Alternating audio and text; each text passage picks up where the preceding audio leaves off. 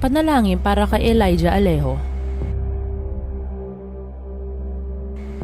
Ito pala ang kalagayan ng young actress na ito. Si Elijah Alejo ay isang talented na young actress sa GMA na bahagi ng Sparkle Talent Agency. Nakilala si Elijah sa pagiging versatile o kayang dalhin ng iba't ibang role, mapabida o kontrabida sa mga teleserye. Batang musmus pa lamang si Elijah ay nag-stand out na ito pagdating sa aktingan.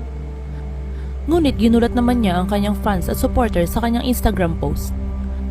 Dahil aniya, na-ospital siya kamakailan lamang dahil inabuso nito ang kanyang katawan. Aniya, bumigay raw ang kanyang katawan dahil hindi siya kumakain at nagpupuyat.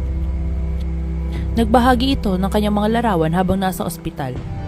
Wake up call daw para sa kanya ang pagpapa-ospital. Nagpaalala rin siya na health is wealth at hindi niya raw ito kailanmay kakalimutan.